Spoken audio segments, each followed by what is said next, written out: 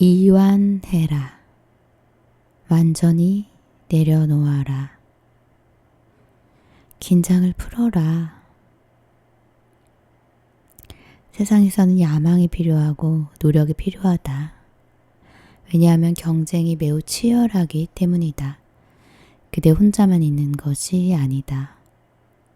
수백만의 사람들이 애를 쓰면서 서로 싸우면서 경쟁하고 있다. 끊임없는 전쟁이 계속되고 있다. 세상은 끊임없는 전쟁이다. 모든 사람들이 다른 사람들과 싸우고 있다. 모든 사람들이 깊은 충돌과 싸움 속에 있다. 거기서 만일 그대가 긴장을 푼다면 그대는 수상이 될 수 없다. 긴장을 푼다면 그대는 대통령이 될 수 없다. 거기서 긴장을 풀면 그대는 붓다나 노자 같은 거지가 될 것이다. 거기에는 싸움이 필요하다. 세상은 폭력에 속해 있다. 세상은 에고 속에 속해 있고 다른 사람보다 더 공격적인 사람에게 속해 있다.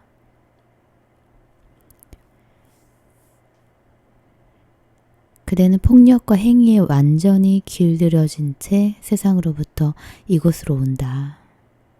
사람들은 나에게 와서 이렇게 말한다. 무엇을 하라고 말씀해 주시면 그렇게 하겠습니다. 그런데 당신은 단지 긴장을 풀고 아무것도 하지 말라고 말씀하십니다. 그것은 불가능합니다. 단 한순간만이라도 아무것도 하지 않는 건 불가능해 보인다. 낡은 습관 때문에 깊이 뿌리내린 오래된 틀 때문에 그대는 항상 무언가 하려고 한다. 그러나 노자는 말한다. 아무것도 하지 마라. 존재의 세계에서는 행위가 필요치 않다. 행위가 필요치 않은 것이 존재의 의미이다. 존재 속에서 가장 깊은 곳에서 그대는 꽃을 피운다. 끝없는 깊이 속에서 그대는 끝없는 높이로 꽃을 피운다. 그러나 여기에 아무 노력도 필요하지 않다. 어떤 선사는 말한다. 조용히 앉아서 아무것도 하지 않는데 풀은 스스로 자란다. 그는 존재의 가장 내적인 중심에 대해서 말하고 있다. 그 중심에서는 아무것도 하지 않고 조용히 앉아 있는 것이 행위를 하는 유일한 방법이다. 풀은 스스로 자란다. 풀을 잡아당길 필요는 없다. 단지 옆에서 기다리기만 하면 된다. 그대가 기다리는 동안 풀은 자라는 것이다. 내적인 존재 속에서는 어떠한 노력도 필요치 않다는 사실을 이해하면 갑자기 새로운 차원이 열린다. 아무런 긴장도 없다. 종교적인 사람은 긴장이 없다. 사실 종교적인 사람은 무엇을 성취하려고 하지 않는다. 만일 종교적인 사람이 무엇인가를 성취하려는 것을 본다면 그는 종교적인 것이 아니다. 그는 보통 세상 사람과 똑같다. 단지 자신이 부르는 신의 이름만 바뀌었을 뿐이다. 전에는 그것을 돈이라고 불렀고 이제는 그것을 명상이라고 부르고 있다. 전에는 물질이라고 부르다가 이제는 신이라고 부르고 있다. 그러나 성취하려는 마음이 거기에 있다. 그리고 성취하려는 마음이 장애다. 유일한 장벽이다. 아무것도 하지 않는 상태를 즐겨봐라. 간단하다. 그런데 어렵게 보인다. 어렵게 보이는 건 그대 때문이다. 그렇지 않다면 그것은 단순한 일이다. 아무것도 하지 않는 시간을 찾아라. 그런 시간을 찾으면 단지 눈을 감고 아무것도 하지 마라. 곧 그대는 맛이 없는 상태를 맛볼 것이다. 곧 그대는 존재의 다른 차원으로 들어갈 것이다. 예수가 살고 크리슈나가 살며 노자가 사는 차원으로.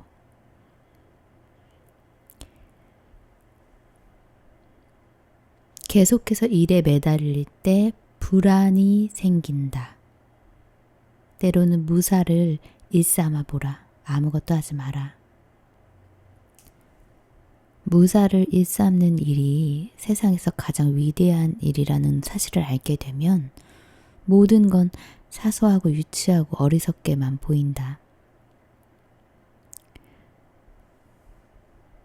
서양 속담에는 이런 것이 있다. 아무것도 하지 않는 자는 악마의 작업장이 된다. 그러나 노자는 말한다. 아무것도 하지 않을 때 비로소 그대는 신의 작업장이 된다. 그대가 무엇인가를 하려고 할 때 악마가 그대를 사로잡는다. 그때 그대는 악마의 손 안에 있게 된다. 그러면 악마는 그대를 소유할 수 있고 그대를 유혹하고 강압할 수 있다. 그리고 그대가 물질을 향해, 성취를 향해 달려가게 만들 수 있다. 그러나 아무것도 하려고 하지 않는 사람, 어떤 일에도 주의를 기울이지 않는 사람에게 악마는 가까이 접근하지 못한다. 그것은 불가능하다. 왜냐하면 악마는 행위자이기 때문이다. 아담이 에덴 동산에서 추방당한 이야기를 다른 견지에서 다시 말하고 싶다. 아담은 아무것도 하지 않으면서 동물과 나무와 새처럼 살았다. 그것은 순전한 기쁨이었다. 아이들처럼 단지 즐기기만 했다. 아이들은 아무것도 하지 않고 즐기면서 놀기만 한다. 그리고 신은 지식나무의 열매를 먹지 말라고 말한다. 왜냐하면 지식나무의 열매를 먹는 순간 그대는 행위자가 되기 때문이다. 지식은 어떤 것을 행하는 수단으로 기능하지 않는 한 쓸모없기 때문이다. 지식은 아르마리를 의미한다. 지식은 어떤 일을 더 능숙하게 할 수 있도록 기술적으로 돕는다. 지식은 그대를 더 효율적인 행위자로 만든다. 그러나 악마가 그들을 유혹했다. 먼저 이브를 유혹했다. 그것 또한 의미가 깊다. 어디를 가보아도 그대는 항상 이브가 남편들을 떠밀어 무엇인가를 하게 만드는 걸 발견할 것이다. 가서 뭐라도 해요. 우리는 더 큰 집을 지어야 하고 더 큰 차를 사야 해요. 그리고 다이아몬드도 더 필요해요. 가서 뭐라도 하라고요. 집에만 있지 말고. 여자들은 계속 남편들을 밀어붙인다. 남자는 허용만 된다면 휴식을 취하고 논팽이가 될 것이다. 단지 쉬기만 할 것이다. 나무 밑에서 와인잔을 들고 플룻을 불기만 할 것이다. 세상에 대해서는 신경 쓰지 않을 것이다. 우하는 말한다. 뱀이 먼저 이브를 유혹했다. 지식의 열매가 금지되는 것은 신이 너희들이 신처럼 되는 것을 원치 않기 때문이다. 지식나무의 열매를 먹으면 너희도 신처럼 될 것이다. 모든 광고는 남자가 아닌 여자들에게 호소한다. 그 뱀은 최초의 광고 대행사였다. 그는 개척자였다. 그는 올바른 고객에게 접근했다. 만일 남편을 잡고 싶다면 그의 아내를 잡아라. 일단 새 차가 그녀의 마음속에 들어가면 그녀는 그 새 차를 남편의 마음속에 밀어 넣을 것이다. 이브가 지식의 열매를 맛본 후에 그녀는 아담을 유혹했다. 그리고 그들은 추방당했다. 낙원으로부터 쫓겨났다. 그 의미는 그들이 교활하고 지식 있는 행위자가 된 후 그 안에서 즐거워하던 존재의 무구함을 잃어버렸다는 뜻이다. 그 전에는 시간이라는 것이 없었다. 우화에서는 신이 그들을 추방할 때 이렇게 말했다고 전해진다. 이제 그들에게는 죽음이 있을 것이다. 그 전에는 시간이라는 것이 없었기 때문에 죽음이 존재할 수도 없었다. 아담이 죽지 않았을 것이라는 말이 아니다. 죽음이 존재할 수가 없었다는 말이다. 새들은 죽는다. 그러나 그들은 죽음에 대해서 아무것도 모른다. 단지 살다가 죽을 뿐이다. 단 한순간도 죽음을 걱정하지 않는다. 동물들은 살다가 죽지만 그들에게는 죽음이 문제되지 않는다. 그들은 죽음을 생각해 보지도 않는다. 웅크리고 앉아 죽음이 무엇인지, 죽은 다음에도 계속 살게 되는지 생각하지 않는다. 죽음은 문제가 아니다. 하지만 시간이라는 개념이 들어올 때 죽음이 들어온다. 지식이 들어오고 시간이 들어오고 그런 다음 죽음이 들어온다. 그리고 수많은 문제가 생긴다. 인간은 다시 무구해져야 한다. 인간은 지식을 버려야 한다. 그러나 모든 아름다운 것, 진실하고 선한 것은 행위가 없을 때 일어난다는 사실을 알게 될 때, 오직 그때만이 그대는 지식을 버릴 수 있다. 그렇지 않으면 결코 지식을 버릴 수 없을 것이다. 노자는 그대들에게 이해의 빛을 던져주려고 한다. 지식은 버려야 할 것이라는 통찰을 주려고 한다. 그러나 그대는 즉시 이렇게 물을 것이다. 만일 지식을 버린다면 우리가 어떻게 많은 일을 할 수 있겠습니까? 그러면 그는 말한다. 그대들이 말하는 많은 일이라는 것은 필요치 않다. 가장 내적인 존재는 행함이 없는 가운데서 꽃을 피울 수 있다. 작은 것을 크게 알고 적은 것을 많게 알고 원수는 덕으로서 갚아라. 노자. 매우 혁명적인 말이다. 이 말은 매우 세밀하게 이해해야 한다. 예수가 한 말 중에 이런 말을 들어보았을 것이다. 원수를 사랑하라. 노자는 그보다 더 깊이 들어갔다. 그는 말한다. 원수는 사랑이 아니라 덕으로 갚아라. 이렇게 말했다면 더 쉽게 이해했을 것이다. 사랑으로 응하라. 어떤 사람이 그대를 증오할 때 원수를 사랑하라. 그런데 왜 그는 사랑을 말하지 않을까? 여기에는 매우 심오한 이유가 있다. 먼저 예수가 원수를 사랑하라고 말할 때 그는 사랑과 증오의 이원성을 받아들이고 있다. 그리고 더욱더 깊이 들어가 보면 그대는 이미 원수를 사랑하고 있다. 그렇지 않다면 어떻게 증오할 수 있겠는가? 적을 사랑하지 않는 한 그대는 그를 증오할 수 없다. 그대는 이미 깊은 무의식 속에서 적을 사랑하고 있다. 사랑과 증오는 함께 있다. 어떤 사람을 사랑한다고 할 때 그대는 그를 증오하고 있다는 사실을 잊고 있다. 그대가 자각하면 그대가 어떤 사람을 사랑할 때 그를 증오하기도 한다는 것을 깨닫게 될 것이다. 그 둘은 동전의 양면일 뿐이다. 그렇다면 덕이란 무엇인가? 덕은 균형이다. 덕은 사랑이 아닌 자비심이다. 그 차이는 매우 미묘하지만 대단히 크다.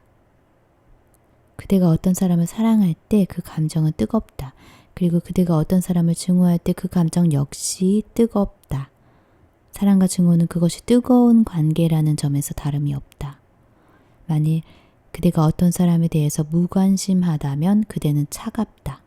거기에 열기가 없다. 그대는 단지 관계하지 않을 뿐이다. 사랑하지도 증오하지도 않는다. 그대는 개의치 않고 신경 쓰지 않는다. 주의하지 않는다. 오직 무관심하게 그대 자신의 갈 길을 갈 뿐이다. 무관심보다 사람의 마음을 더 상하게 하는 것이 없다. 무관심이 사람을 죽인다. 증오가 아니다. 증오는 에너지를 가져온다. 사랑 또한 에너지를 가져온다. 사랑은 즐거운 느낌이며 증오는 불쾌한 느낌이다. 그러나 만일 그대가 증오와 무관심 사이에서 어느 하나를 선택해야 한다면 그대는 반드시 증오를 선택할 것이다. 결코 무관심을 선택하지 않을 것이다. 무관심은 너무도 차갑고 죽음을 부르기 때문이다. 자비심은 차갑지 않다. 서늘할 뿐이다. 차갑다는 것은 죽음을 의미한다. 그러나 서늘하다는 것은 균형을 의미한다. 다른 식으로 말해보자. 자비심은 서늘하고 무관심은 차갑다. 사랑과 증오에 대비해서 자비심의 느낌을 말한다면 자비심은 서늘하다. 그러나 무관심에 대비해서 자비심의 느낌을 말한다면 자비심은 따뜻하다. 자비심은 무관심의 차가움에 비해서는 따뜻하며 사랑과 증오의 뜨거움에 비해서는 서늘한 것이다. 덕은 곧 자비심이다. 사랑도 증오도 아니다. 덕은 그 둘 사이의 균형을 의미한다. 덕은 무관심도 아니다. 그러나 이 사실을 알지 못하면 자비심이 마치 무관심처럼 보일 것이다. 그 차이점은 매우 미묘하다. 서늘함은 마치 차가운 것처럼 보일 것이다. 그러나 서늘함은 살아있고 신선하다. 차가움은 단지 죽어있는 것이다. 덕은 곧 자비심을 말한다.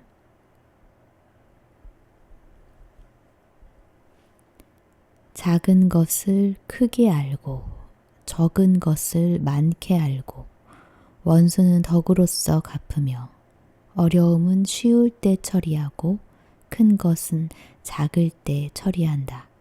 노자. 모든 어려운 건 쉬울 때가 있다. 조금만이라도 주의한다면 그것을 알 것이다. 씨앗을 부수는 일은 매우 쉽다. 그러나 큰 나무를 파괴하는 일은 매우 어렵다. 모든 것은 씨앗의 형태를 갖는다. 분노가 치밀어 오를 때 그것은 마치 씨앗과 같다. 만일 그것을 그 순간 버리고 싶다면 문제는 없다. 그러나 분노가 그대 내면에서 뿌리를 내리도록 허용한다면 그리고 그대 존재 속에서 넓게 퍼져 결국에는 그대를 압도하게 내버려 둔다면 그때는 그 분노를 파괴하기가 대단히 어려울 것이다. 그것은 꼭 그대 자신을 파괴하는 것 같을 것이다. 분노는 이미 그대의 일부가 되어 있을 것이다. 지금 이 순간 모든 건 작고 쉽다. 그것을 뒤로 미루지 않으면 모든 것은 쉽게 다를 수 있다. 그대는 그것을 변화시키고 변형할 힘이 있다. 그러나 만일 이렇게 말한다고 하자. 내일 하자. 서두를 필요 없잖아. 나중에 시간이 나면 생각해보자. 그때쯤이면 그 문제는 자라서 뿌리 내릴 것이다. 뒤로 미루지 마라. 나중에 가서는 다를 수 없게 된다. 그대는 지금까지 그래왔다. 수많은 생 동안 계속해서 뒤로 미루어왔다. 사람들은 내게 와서 이렇게 말한다. 조용하고 평온하게 있고 싶습니다. 수많은 생 동안 그대는 지금 그대 안에서 끓고 있는 문제들을 미루어 왔다. 그 문제들과 맞붙어야 한다. 대수술이 필요하다. 순간에서 순간으로 살기를 해보라. 그래서 최소한 그대 주위에 더 이상 어리석은 것들을 모으지 마라. 문제들이 왜 어려워졌는지를 일단 알고 애초에 다루면 쉽게 해결된다는 것을 이해하면 모든 건 쉬워질 것이다. 그러나 바로 그 느낌, 그 뉘앙스, 그 요령을 배워야 한다.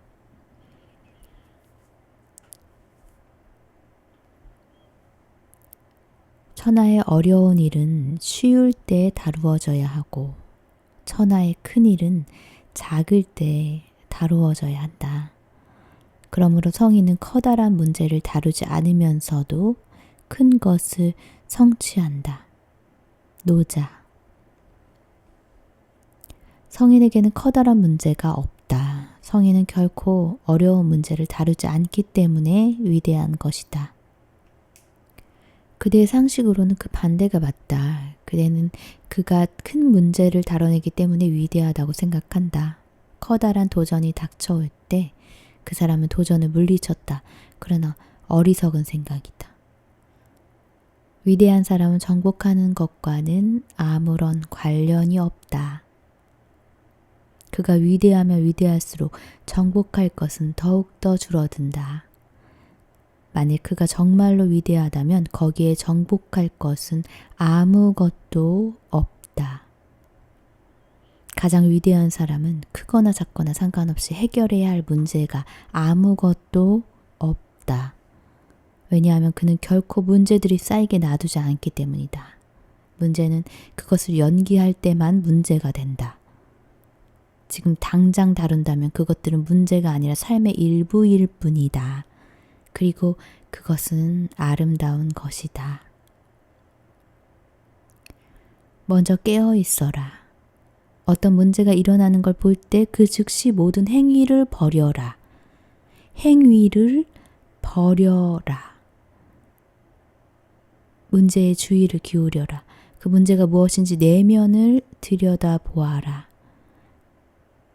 어떤 때는 살짝 미소 짓는 것만으로도 그것을 변화시키기에 충분할 것이다. 웃는 것만으로도 될 수 있을 것이다. 그리고 악순환으로부터 벗어날 것이다. 때로는 아무것도 필요하지 않을 것이다. 미소나 웃음도 필요하지 않을 것이다. 단지 주의하면서 그 안을 들여다보는 것만으로도 문제는 사라질 것이다. 태양이 떠오를 때 이슬방울이 사라지는 것처럼 사라질 것이다. 단지 지켜보기만 하라. 의식의 태양을 가져오라. 그러면 그것은 사라질 것이다.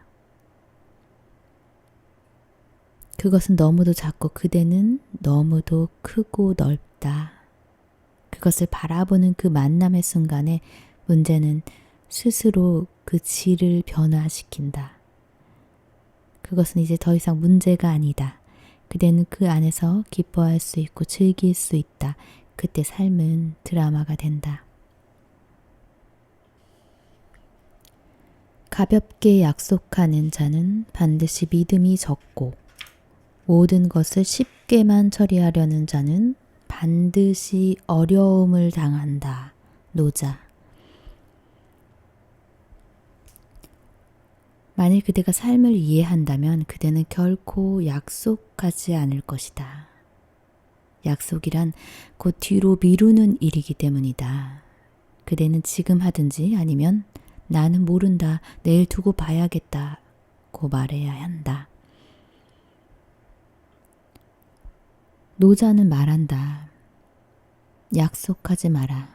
그렇지 않으면 신임을 잃을 것이다. 왜냐하면 시간은 모든 것을 변화시키기 때문이다. 미래에 대해선 아무것도 확실하게 말하지 마라. 미래 자체가 확실하지 않기 때문이다. 기껏해야 바로 이 순간만을 확인할 수 있다. 그것이 전부다. 이 순간 아무런 약속도 하지 않고 뒤로 미루지 않으며 미래를 계획하지 않는 사람. 그리고 단순하고 무구한 삶을 살아 그의 신뢰가 성장하고 그의 감사가 무르익는 사람. 그는 궁극적인 은총이 흘러나오는 매개체다. 그는 신성과 도의 통로가 되는 것이다.